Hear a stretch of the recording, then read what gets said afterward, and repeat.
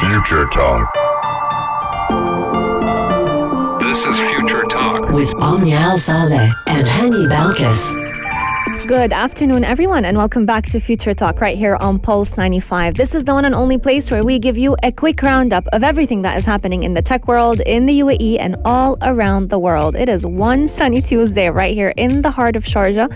I hope you're all having a blessed afternoon and excited to find out what Google has in store for a lot of Android users. Now, a lot of people like to update their phones pretty regularly, but today, I have news for all those who like to stick with their old phones until they can't function anymore. Because if you run, or if you have an Android that runs on a certain type of operating system, news is that you may not be able to sign in to Google through your smartphone after the 27th of September. Which phones are impacted and what can you do? We're going to be giving you all those details in just a few moments. Also, all Apple Watch users out there, we've got some good news for you, especially if you've been worried about your oxygen level with the COVID-19 virus. Sometimes we tend to feel a little bit breathless, and a lot of people will go ahead and think, oh, do I have COVID?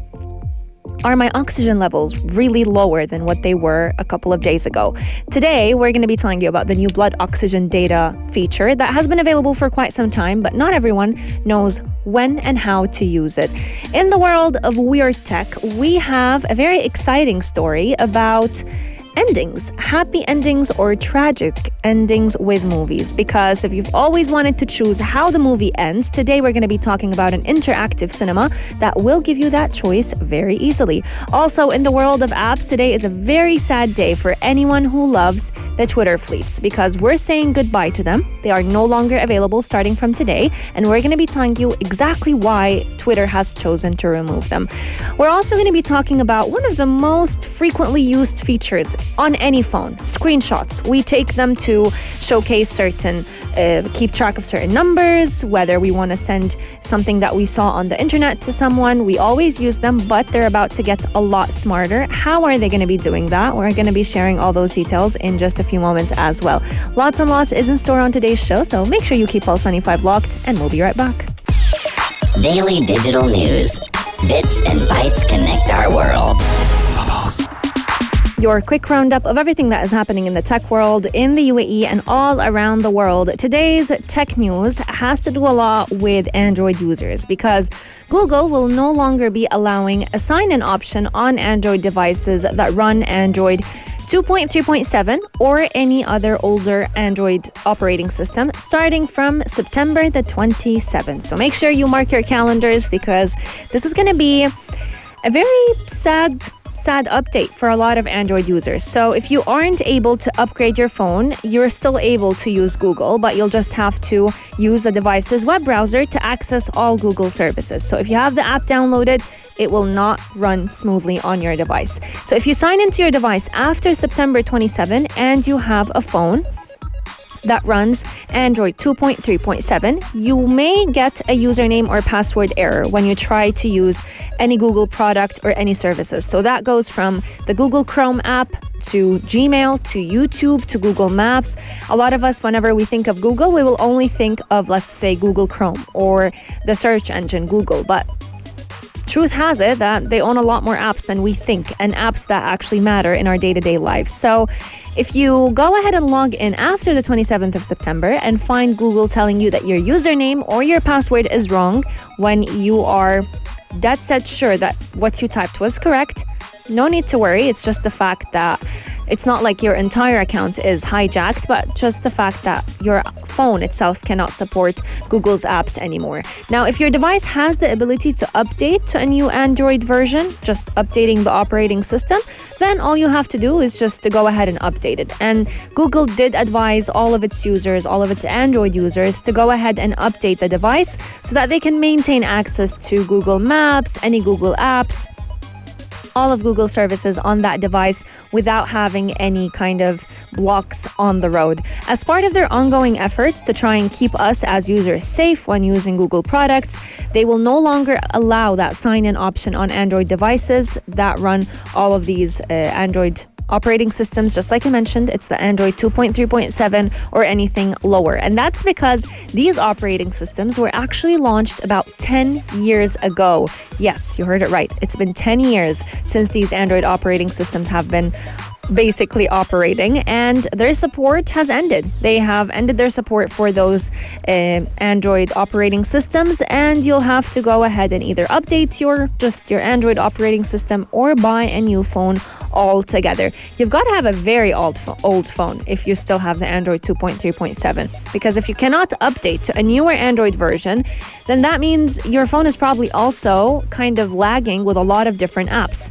If you still want to stick to your old phone, you feel like it's running just fine, you don't want to update to the newer Android version, then you still have the option of using Google services, but you'll actually have to log onto the web browser for any of its services. So Gmail, Google Maps, YouTube, you'll have to open it on Google or the web browser itself. Safari, let's say, not Safari, it's Android, but Google Chrome, whatever it is that you're using, you'll have to log in directly from the web browser rather than just being able to access all those services through the application itself. Let me know what type of phone do you have, and if you have an Android, let me know. Are you a big fan of Google's apps? I don't think anyone doesn't use Google's apps, especially if it's YouTube and Gmail and all those. And do you have the older Android operating system, 2.3.7, or are you the type of person who constantly updates their phones? Our text lines are open, 4215 Dur Salat, or slide into our DMs at Pulse 95 Radio. Coming up on the show, this story is dedicated to all those who own an Apple Watch, because especially in the COVID-19 pandemic, they are actually helping us keep track of our blood oxygen levels. So if you've ever felt breathless and have been wondering, do I have COVID? Have I caught the big C? No worries, you can easily check how's your oxygen doing with one specific feature. What is that feature? Keep Pulse 95 locked to find out more about it. Daily digital news. Bits and bytes connect our world. This story is for all those who own an Apple Watch. More specifically, the Apple Watch Series 6 with the iOS 7 or any more recent update for their Apple Watch, because during those tough times, during those COVID times and the rise of cases that we've seen, you actually have a very quick and easy way to check how your blood oxygen is doing without necessarily having to buy that oximeter, that little device that clips on your index finger, or even head to the hospital, especially if for those who are a little bit older in age, who kind of experience breathlessness pretty often. And you're always kind of on the edge.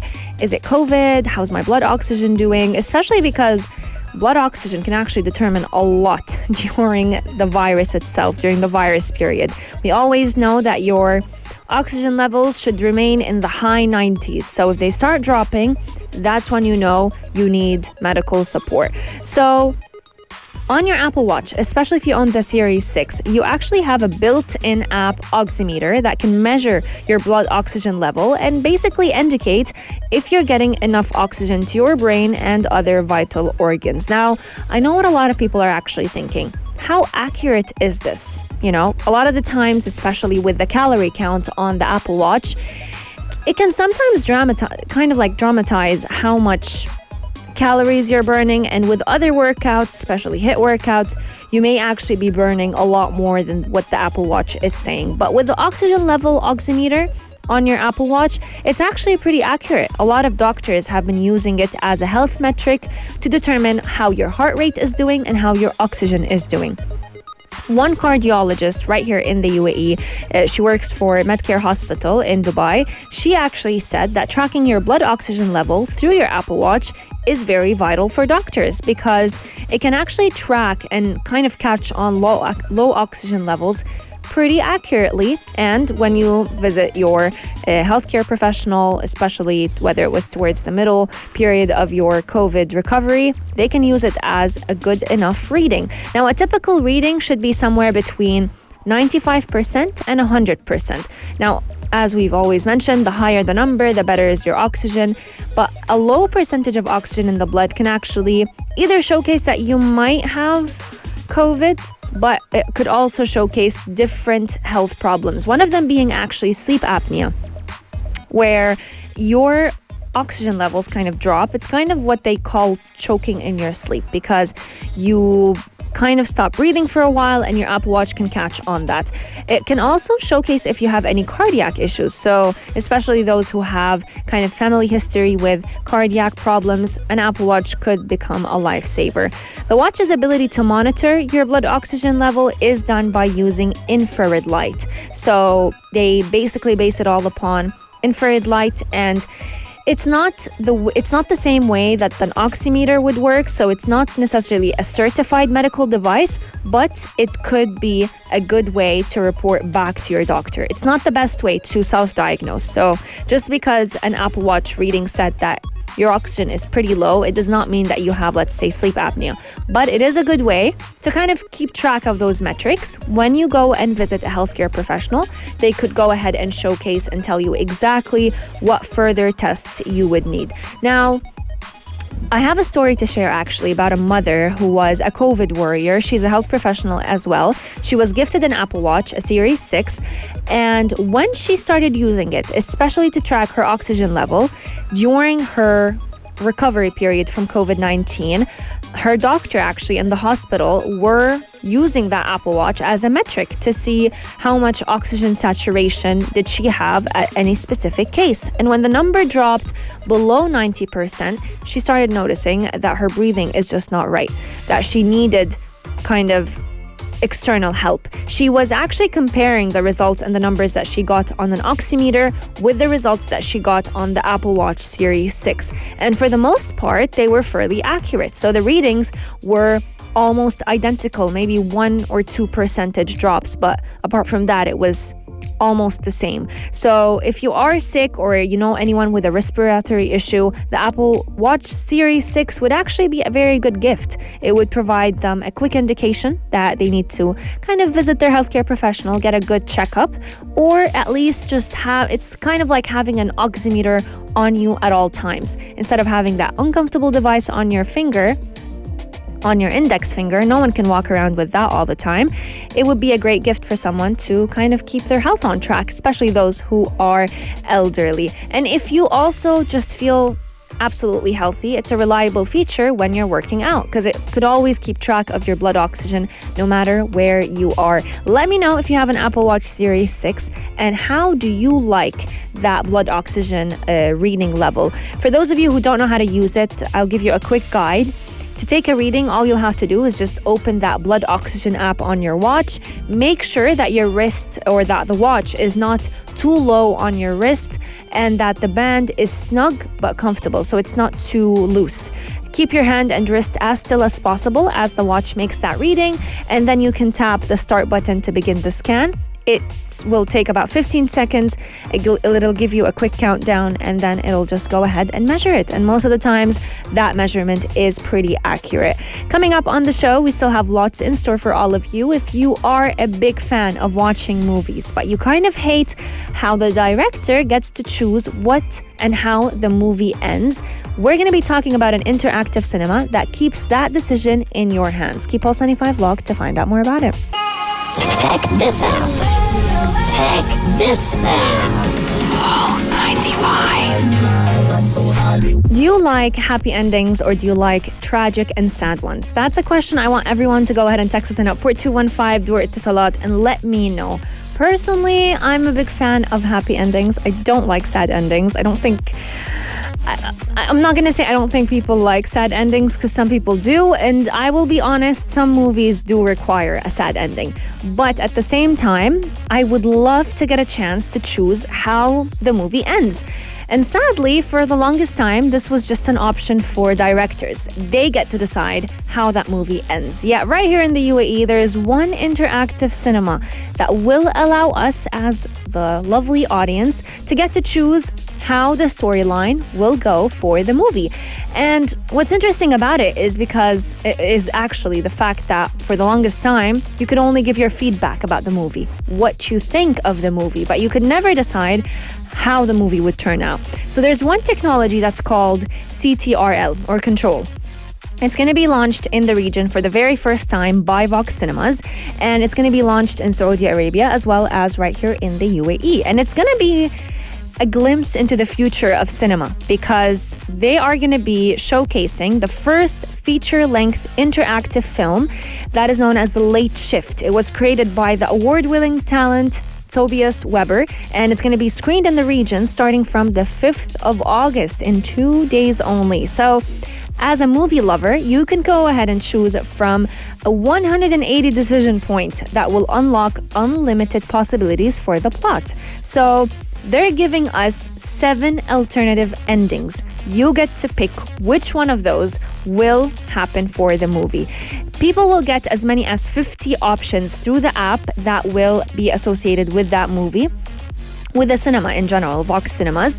And all of these votes will be processed to zero in on the most popular choices. So this futuristic solution will actually turn movie showings into games. And we have actually seen kind of a glimpse of this in China during the Beijing Film Festival. They kind of gave the audience a choice to pick how the movie ends. Now, during the lockdown, a lot of people were actually very interested in indoor entertainment that was including gaming consoles, gaming programs, reality shows, movies, you name it. People were highly dependent on that to keep themselves kind of occupied. We're all on lockdown. But now, as we return back to movies, a lot of inventors and researchers have been trying to kind of find a twist for it. You know, they want some change in the way we view movies, and this will be a beautiful change. I can't wait for the 5th of August to give you more details about this showing, but let me know, would you like to pick your own ending for the movie that you're seeing?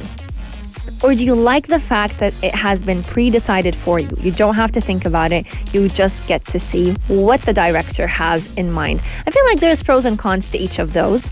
I would like to pick my own ending for certain movies, but with other movies, I feel like the ending that the director picks is the one that is a perfect fit for it. Our text lines are open, 4215, do it a lot or slide into our DMs at Pulse 95 Radio. But keep Pulse 95 locked because Future Talk still has lots in store for all of you. Pulse 95. Apps all around. What's worth a click and download?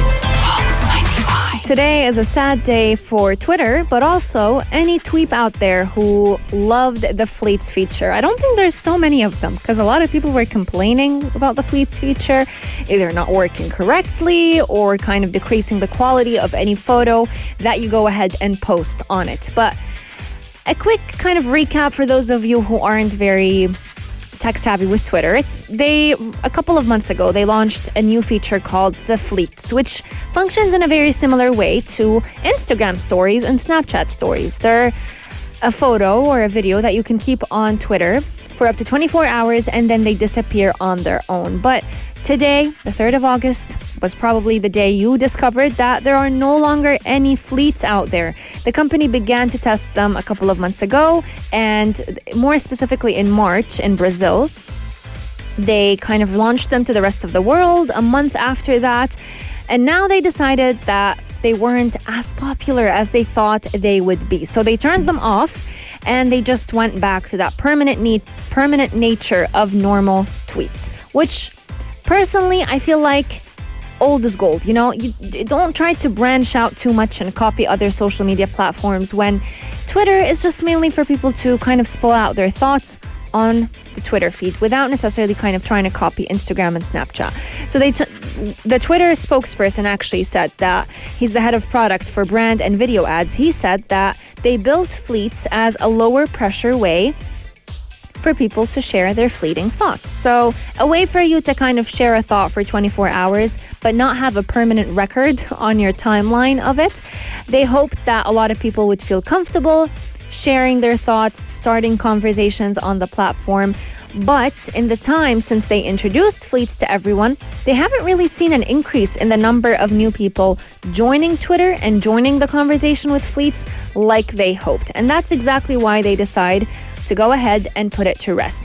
What I liked is actually the tweet that they launched, Twitter support team launched for everyone to kind of inform them. They said that they're removing Fleets on the 3rd of August, working on some new stuff. We're sorry or you're welcome. And I think a lot of people would take that you're welcome because not many people enjoyed fleets. I know Hani did not like them. They also said that they are going to be working on a lot of new features in the coming months. They're evolving what Twitter is. They're going to be trying bigger and bolder things to kind of allow people to have that public conversation.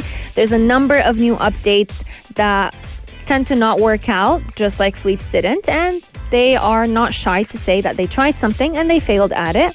And you know what? They're going to be trying new things in a couple of months. Soon enough, they're going to be testing those updates to... They kind of shared with us two things. They said that they're going to be testing some new features on the tweet composer, but they're also going to be testing new features on posting photos on Twitter. One of them being that full screen camera. They're going to be adding some new text formatting options and GIF stickers. Now, the top of users' timelines where we used to have the good old fleets, they're going to soon be occupied by spaces, which is, again, Twitter's way of kind of copying that live feature on Instagram or that Clubhouse style of starting a conversation. So it's going to be a good space and a good spot for them to highlight what is happening right now through the Twitter spaces. You'll kind of see if someone is hosting a conversation or speaking in a live audio conversation. It'll pop up just like it does with Instagram. They may even send a reminder or like a little heads up that someone is kind of holding out a space if you'd like to go ahead and join. They also said that they're kind of not sad that they went ahead and put fleets to rest, because they are launching a lot of new features that will be targeting smaller groups, but also more private chats on the platform very, very soon. Fleets didn't make sense for a lot of people, myself included. I felt like it was just a very cheap way of copying Instagram and Snapchat. Let me know what your thoughts are. Our text lines are open. 4215 do it a lot, or slide into our DMs at Pulse 95 Radio. If you are a big user of screenshots, you tend to do them pretty often. If you want to highlight something to a friend or a loved one, or maybe even screen record to kind of showcase what it is that you're trying to do, I'm going to be talking about the future of screenshots, because a lot of operating systems, one of them being Android, is actually working on an evolved format of the screenshot that I'm going to be revealing in just a few moments. So keep Pulse 95 locked and we'll be right back. How do you tech? How do you tech? Screenshots. We always do them without even taking a second thought, whether it was a shopping reference, whether it was a meme, whether it was a cat photo that you want to share with your friends and loved ones, or even serious research. The first thing you think about doing is taking a screenshot and sending it out. It's routine and it's one of the most important features of using your phone. But they have been there since 2007. We're in 2021. There's bound to be an update. Android 12 is late to the game. They're soon going to be getting that full page website screenshot. And if Google can iron those bugs out before release, we will be seeing a lot of people enjoying them. Samsung and Apple have had that feature for quite some time, but recent patents actually show that they have interest in capturing metadata, which was basically range from live links to even site-specific information like street addresses, song titles. You don't want to screenshot the entire webpage to be able to share those with friends and loved ones. There's also the new scroll capture when you screenshot on a Samsung Galaxy, which is basically that tool that would allow you to stitch together a long screenshot. With Apple, you would typically take like a screen record and just screen record as you scroll. With Samsung, you can simply stitch together the entire website. You'll browse that screenshot in your gallery. You'll see a go to website shortcut, and you'll basically be linked immediately to that website. Now, since iOS 13 back in 2019, whenever you take a screenshot on Safari, a thumbnail kind of pops up allowing you to either crop it, to turn it into a PDF, to delete it altogether. And it's been a great feature because sometimes your phone takes screenshots by mistake. Despite that long history of screenshots, there's bound to be a next step. What's next? That's a question a lot of people are thinking of. And the next step may be a link saving option. That's going to be the most in-demand smart screenshot feature. Whether you're a lawyer, whether you're an academic doing research, or even just shopping, we need an option where you can basically preserve the link from the page that you're looking at for future reference without you having to do that yourself. So full copyable test capture is very important, and we're soon going to be seeing different phones actually introducing different ways about it. One of them being Samsung. So Samsung kind of gives you an option where you can go back to the original page when you view it in the gallery, especially if you take a screenshot of the website. But soon enough, you may even have it saved on your phone without taking a second thought. So the phone kind of recognizes when you would need that website once again, especially if it's a website that you constantly look up. Apple also was recently granted a patent on its device, method, and graphical user interface. Big name, but it basically means that it's soon enough going to be even storing GPS locations, URLs, images, and whenever you want to go ahead and access them once again, it'll be able to pull it up for you without necessarily taking a screenshot. There's also a lot of details about being able to edit, annotate, and share screenshots on the touch screen. We've seen a similar feature on iOS. You can kind of scribble around or write down things with that edit option, but it's also going to be soon available for other operating systems as well. Lots and lots in store for screenshots. If we look back in time, we would find out that 2007 was the first time the iPhone launched screenshot capabilities, and 2008 was the time when Android hopped on that bandwagon. They didn't, though, allow you to screenshot and add features on a specific photo. I'm excited to see what 2021 and 2022 has in store for screenshots. Let me know, how often do you use screenshots, and what do you find yourself screenshotting the most? I think personally it's gotta be Google searches for me, and maybe memes or posts of other people. So if I want to tell my friend, oh, this person did this, I'll just screenshot instead of, if I can't share that post with them on that social media platform. So let me know, what do you tend to screenshot most often? And yeah, let's start a conversation. If you liked this episode of Future Talk, drop a like and subscribe. Pulse 95. Be sure to follow us on Instagram for all our daily updates and top stories.